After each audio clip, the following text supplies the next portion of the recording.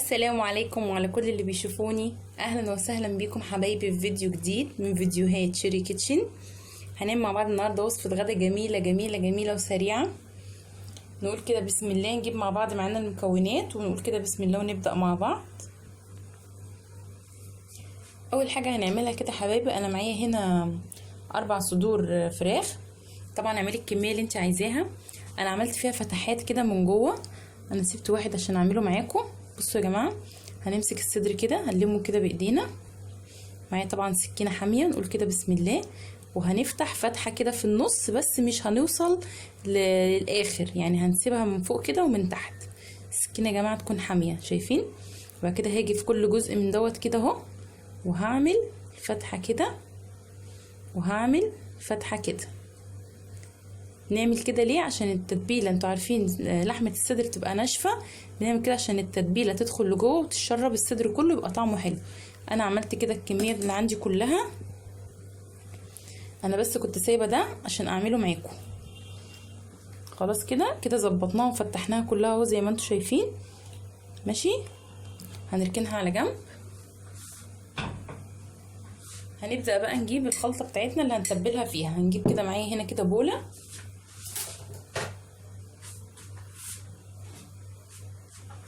معايا هنا التوابل بتاعتي. طبعا التوابل زي ما انت عايزه تقللي تكتري تشيلي حاجه تحطي حاجه، دي بتاعتك براحتك. بصي يا ستي، معايا هنا نص معلقه كاري، نص معلقه من السبع بهارات، نص معلقه فلفل اسود، توم باودر وبصل باودر وبابريكا وبهارات فراخ وشويه زعتر مجفف، وربع معلقه صغيره من الحبهان، وربع معلقه من الكباب الصيني، وشويه ملح. هنزل كده بالبهارات دي كده على بعضها.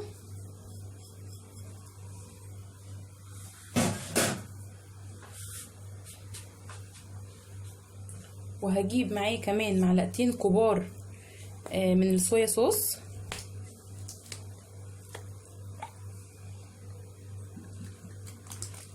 معلقتين كبار. ومعايا برضو حوالي معلقة كبيرة من الليمون، عصير الليمون.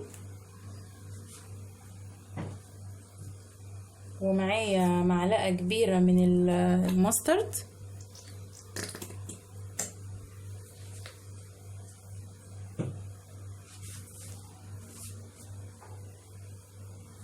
ومعايا حوالي ربع كوباية مية، وحوالي 3 معالق زيت.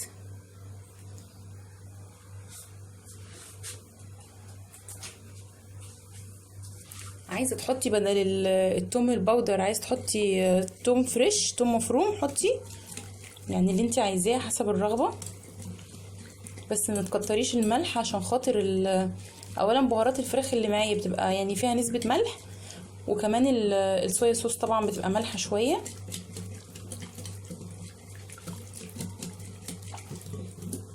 خلاص كده انا دمجت المكونات كلها كده مع بعضها.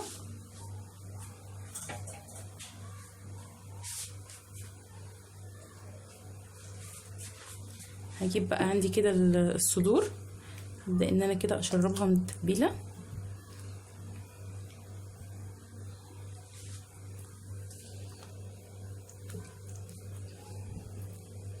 شربيها كويس جدا، متاكدي ان التتبيله دخلت لها في كل حته.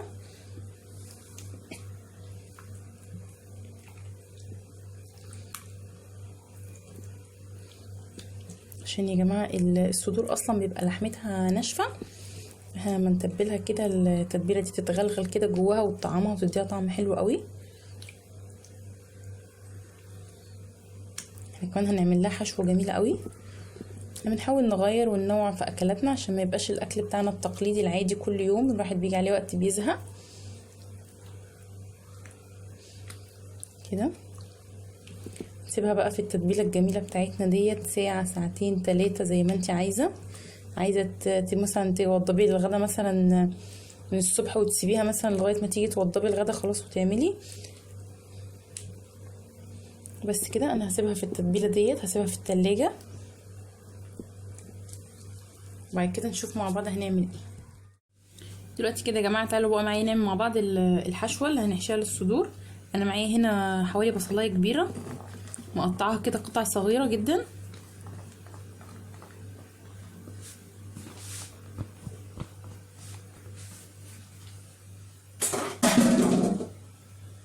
ومعايا حوالي 3 طماطميات كبار. بصوا انا مقطعه اللحم بتاعهم بس مش واخده البذر عشان ما تنزلش معايا ميه.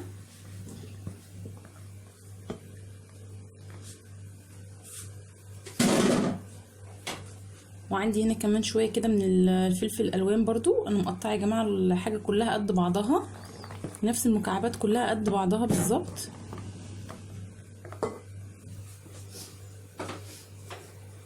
ومعايا هنا شويه ملح وفلفل اسود وتوم باودر، ومعايا معلقه كبيره من المايونيز. لو مش عايز تحطيها براحتك برضو، اختياري.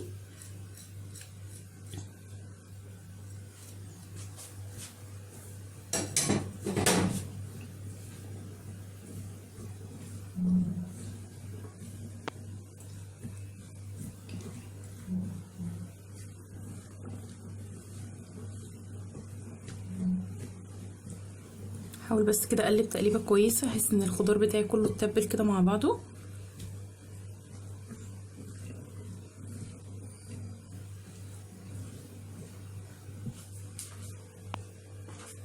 وبعدين هجيب معايا بقى شويه، معايا هنا شويه ميكس جبن، موتزاريلا بقى على رومي على شيدر.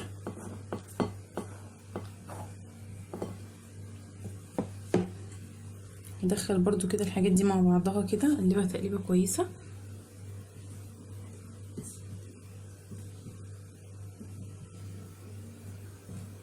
لو عايز تحطي في المرحله ديت شرايح توم هتبقى جميله قوي برضو، بس انا اكتفيت بالثوم البودر. والجبنه يا جماعه ما تكونش طالعه من الفريزر، يعني انا مطلعاها من شويه، يعني هي كده بدرجه حراره المطبخ، ما تكونش ناشفه. يعني شايفين الجبنه طريه معايا ازاي كده. يبقى انا خلصت الحشوه. هروح اجيب الدجاج المتبل عندي ونشوف هنعمل ايه دلوقتي مع بعض.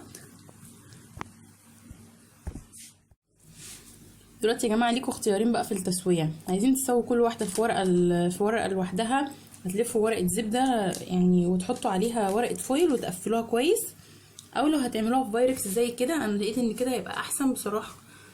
انا هعمل بقى كده، هفتح كده وهجيب عندي معلقه كده من الحشوه وابدا ان انا احشيها كده، احس ان الحشوه دخلت كده يعني مليتها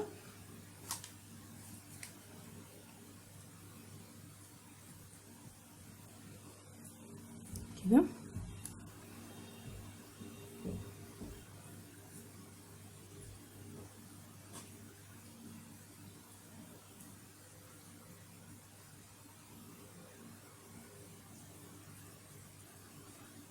ماشي كده، نعمل كله بقى بنفس الطريقه. حاولي تدوسي كده على الحشوه عشان تبقى مليانه، متبقاش فاضيه من جوه. طبعا الفراخ عندنا متبله والحشوه عندنا متبله، ان شاء الله تطلع كل حاجه طعمها مظبوط.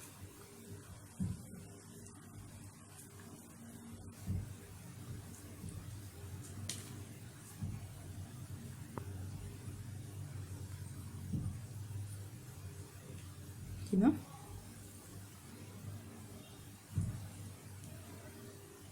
نعمل كله كده زي ما انتوا شايفين.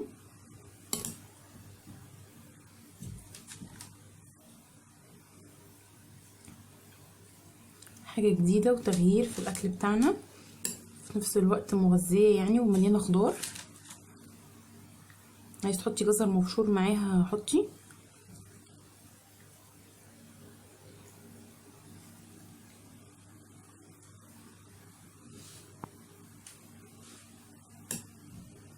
بحاول ان انا املاها بالحشوه، لان طبعا الحشوه ديت هتقل شويه لما تخش في السوا، عشان ما تبقاش القطعه عندي متفرغه.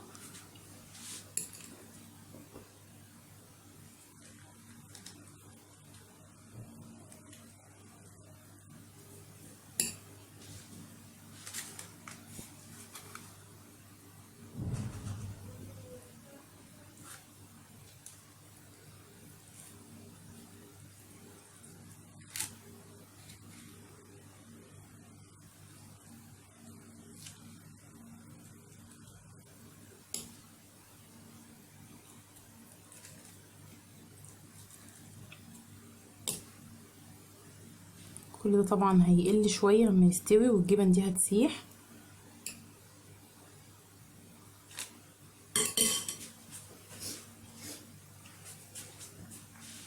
نيجي بقى على الوش نروح حاطين كده شويه جبن.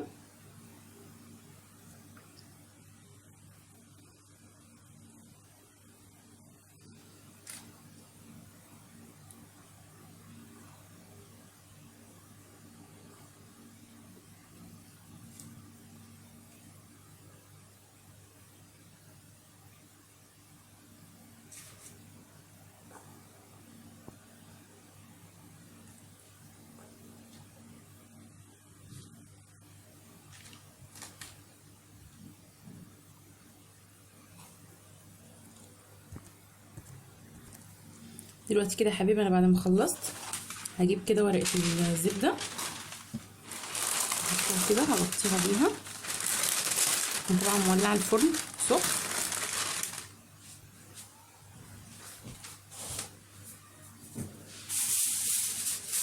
وهجيب معايا هنا ورقه الفويل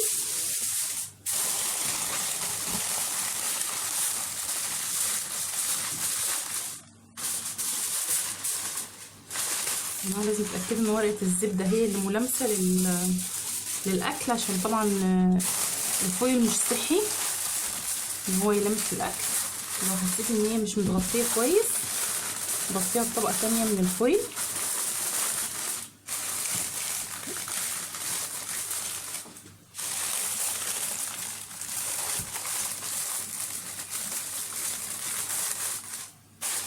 كده لما احس انها متقفله كويس كده من الناحيتين، عشان البخار المكتوم ده هو اللي هيسويها.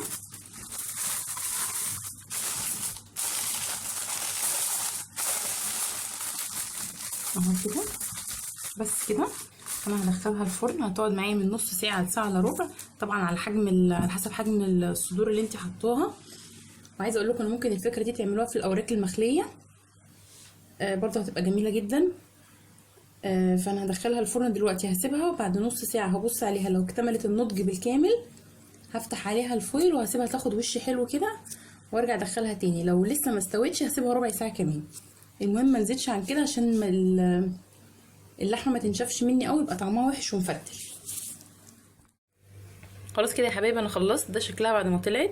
انا قدمتها مع مكرونه محمره وبطاطس محمره، وده الصوص اللي طلع منها. طعمه جميل جدا، اللي عايز طبعا يحط منه على المكرونه وياكل. شايفين شكلها قد ايه جميل؟ شايفين يا جماعه شكلها جميل جدا، وريحتها تحفه تحفه تحفه والله. والريحه يعني ماليه البيت، جميله جميله جميله. يا ريت بقى لو عجبكم الفيديو ما تنسونيش في اللايك، ولو لسه ما اشتركتوش في القناه شرفوني ونوروني واشتركوا في قناتي الصغيره عشان تكبر بيكم ونكبر مع بعض ان شاء الله. اسيبكم على خير واستنوني ان شاء الله في فيديو جديد من فيديوهات شيري كيتشن. بصوا كده يا حبايبي، انا حبيت افتح لكم واحده عشان تشوفوا شكلها من جوه.